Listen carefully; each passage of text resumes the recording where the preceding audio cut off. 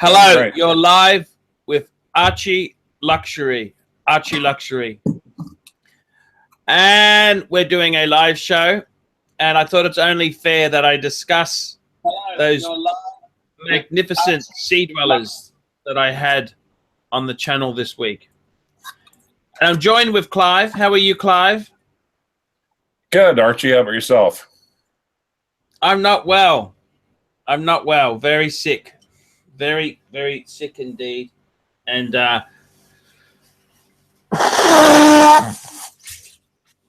not well. Very, very unwell. And I just want to show you before I go on. That's the culprit. Throaties. Yeah, see, I got one. I'm sucking one. I'm sucking one. That's the bastard who pulled out the crown. Gotcha. So are you taking it because of a sore throat? Yeah, I'm blocked up, Clive. I'm blocked up. I'm not well. I got problems at the moment. I'm not well. I'm hoping to get better soon, but Clive, I'm not well at all. I'm very sick, but I'm trying to get better. Now, I got these. I just suck the throaties. Don't chew them. You suck them. Now, Clyde. Yes. You saw the special. I had the beautiful sea dwellers. What's your comment on those sea dwellers? I really like them. I think you could have spent a little bit more time with the single red, quite frankly. Well, okay, there's a whole bunch of questions that comes to mind. Number one. Fire away. Fire away. Number one. Why did the guy only have sea dwellers and deep sea dwellers? I'm just kind of surprised he didn't get at least a single submariner. Okay, let's just back the truck up. Back the truck up. That deep sea was actually from another person. That's not the same guy's deep sea.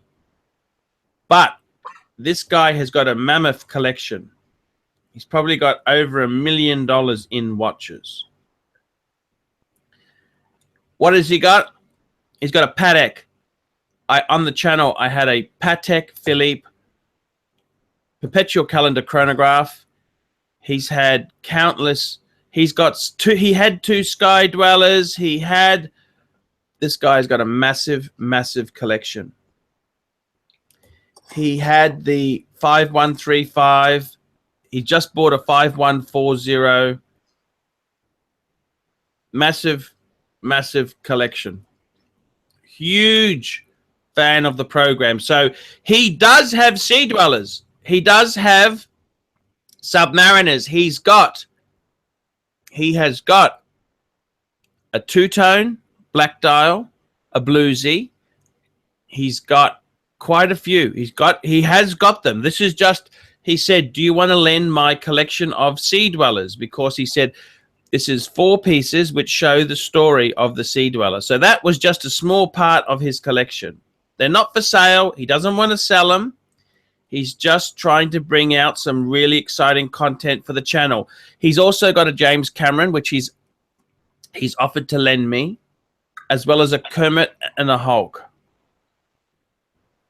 What is the difference between the Kermit and the Hulk? I always kind of thought they're just the same watch. I thought they're two different references for the same watch. One's ceramic, one's pre-ceramic. Okay. The Kermit is the pre-ceramic? Yeah. I think the Kermit itself there, see, you got to remember, Rolex, they chose that green, you know. Mm-hmm. That green is supposed to represent the corporate color of Rolex. And the Kermit itself, it had the green bezel, but the dial was black, okay? On the Hulk itself there, the Hulk, it's got a black dial as well, but it's got the green ceramic bezel. Does that make sense? Yes. So the Hulk, it's called the Hulk because it's bigger and green, whereas the Kermit, it was named that they pick up these nicknames at the time. But I got to tell you, I quite like them. I quite like the Kermit and the Hulk. And they've also got a version with the green dial as well. It gets a bit confusing here. You understand? Right. By the way, what wristwatch check? Yep. I'm wearing my Polar. The Polar. Well, I kind of anticipated what you'd be talking about, so. The Sea Dweller. Yep, Devil Diver. 16. 1660. Devil Diver for 666. Ah, Devil Diver. I see.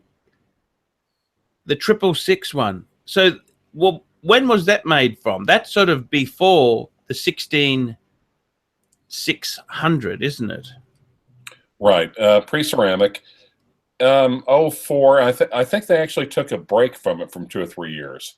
So I think this one's like an 05 or an 06.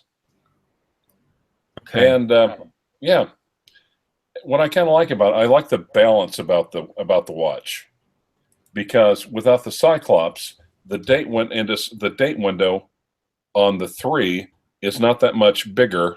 It's almost the same size as the indices on the 9. So So I kind of like the balance. It's almost the same. It almost has the same balance as a no date. Now, I see. the thing I was kind of wondering about, though, is do you think you might have another shot to do more in depth with the single red? I can try.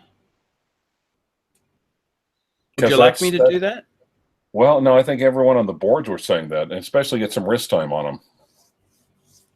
You know, the single red is the single hotness right now. And there's not a whole lot of content on the internets about it. Now, the 16, I got to correct you. A 16660 or 666. It had an increased depth rating of 1220 meters. It introduced in 1978.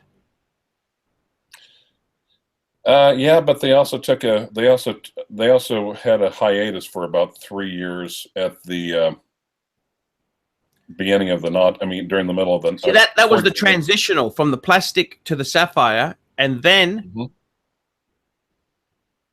1988, the 16600 came out. 1988. Well, this one's rated down to 4,000 feet or 1,220 meters. What serial number is yours? I think it's randomized. No, I don't think it is. I think it's like an 05. No, that's not possible. Because the 666 was available from 1978. It was the model before the 16600. They came out. I thought this one was the 1666, or is it 00? You're the one telling me the story. Well, anyway, it's the one right before the ceramic, basically. Well, that would be if it's before the ceramic, it'd be a 16600. First piece of paper, 166. Okay, it's late. Anyway, I think an opportunity to have the single red with some wrist time and to really go into depth and detail about the watches, I think everyone would like to see that. I was dying that week, Clyde. I had the watches for 2 hours. I was very ill. If the opportunity presents itself. I had to just do it quick, you understand? Right. Okay. So I think your watch is actually from the 80s. It's an 80s Sea Dweller. If it's a 16, if it's a Devil Diver, a 666, it'd have to be before 1988. I'll have to pull the bracelet off and look at the reference number. Okay, but we'll leave that at the moment. yeah. Clyde, what did you had a few questions. So you asked me, why did he only have Sea Dwellers? That's because that's the only part of the collection he lent me. He's got a massive collection. So he does have Submariners. Of course he does. You couldn't be a Rolex lover without some Submariners. Next question. Question 2. Well, question 2 you've already answered. Why no James Cameron? He owns a James Cameron. Right. So he basically just brought over the Sea Dwellers. Yes. And then the Deep Sea was okay. That's like $50,000 worth of watches. Aussie. Okay, and finally, could you not put any of them on, or would they not fit, or? I was sick. Okay. And he just lent them to me. I didn't want to be a bit of an asshole about it. I very kindly lent them, and I just actually I did put one on, but I didn't film it. I just wasn't feeling too well. Look, I just wasn't. I did kind of make that video where I had them in my hand, but I didn't actually slip it on. That's correct. I just was feeling shit. Okay.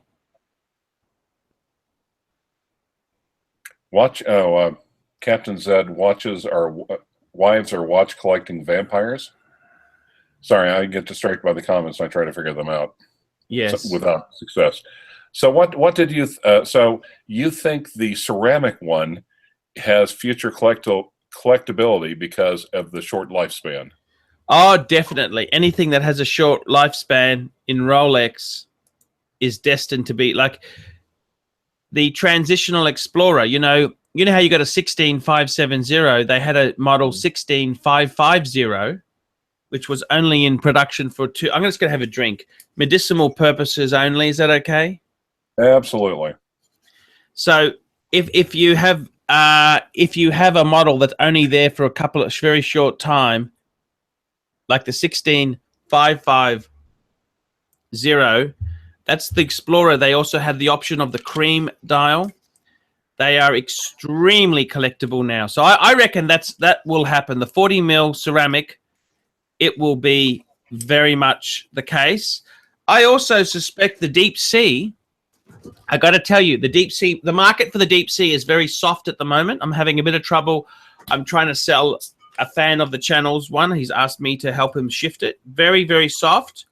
But as soon as Rolex stops that model, as soon as they make that model obsolete, the collectibility, it's like the white sub. Fuck. It's like the white sub that I'm just trying to put something in the fridge. It's like the white sub. The white Milgauss, sorry, the white Milgauss you have. As soon as they stopped producing it, everyone wanted it. So I honestly do think that the 40 mil ceramic Deep Sea will have to be a collectible. It's only made for a short time. Mm-hmm. Well, it wasn't really terribly popular though anyway. I actually doing some reading up and hearing a lot of people complaining it was too bulky for a lot of people to find comfortable. You're talking about the Deep Sea or the 40 mil? No, about the Deep Sea. Look, whatever's not popular, they become future classics. You go back to the 1970s, you know what model wasn't popular? The plastic fucking Daytona. It wasn't popular. The Milgauss was less popular. And those ones there, collectible wise now, they're worth a fortune. People they wanted to buy Datejust. Can you believe that? Oh my God, it just makes you want to vomit. Well, yeah, but at the time the Datejust was more when you think of a two-tone Datejust, a lot of people still have that in their minds as the iconic or the stereotypical Rolex. I think it's changing to Submariner now, but I agree. Because let's be honest there, the Datejust, that's when we didn't want to be sporty. See, that was when your grandmother used to collect those plates in the cupboard. Oh, yeah. That's all gone. There's been 2 decades of garage sales to rid America of that guilt. Fire away. Next question. Fire away. Speaking of garage sales, you intend to have one anytime soon? If I told you I wanted to become a minimalist, would you believe me? No, absolutely not. Not in a million years. All right. Well, those are basically the questions I had about it. And what? Anything else? Tell me. To ask me something. Tell me. What did I think?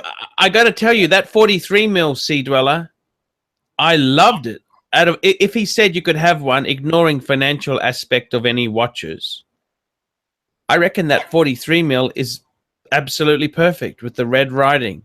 And it's also, it's such a, you got real kudos in having it. You know what I mean? Mm-hmm. True, but financial aspects, yeah, but it might be the one to collect on the used market. How long do you think it'll take to get to the used market for a reasonable price? Look, there's rumors that the red writing's only going to be done for a year or two. If that happens, the red writing one will be super valuable. But I don't think Rolex will do that because they don't want the secondary market. They don't want anyone to profit besides them. They're very, very much like a greedy corporate American. They don't want anyone else to make money. It's only them. Only they are allowed to make money. Right, because that would be giving a gift to the collectors. On the other hand, if they kept it for another, what I think they'll do is keep it on there for another, I don't know, indeterminate amount of years. It seems like they do something new and then they milk it for everything it's worth. Then once interest and sales drop off, then they move on to something else. But something wrong? Yes, I agree with you. Clyde, I'm just going to take a 5-minute break. Let's end the show here now. Okay. We'll be back. I'm just going to have a coffee, and then I will be live with you again. You join me in 10 minutes? Absolutely, yes. Thank you. Thank you, Clyde. Thank you so much. Thanks for having me.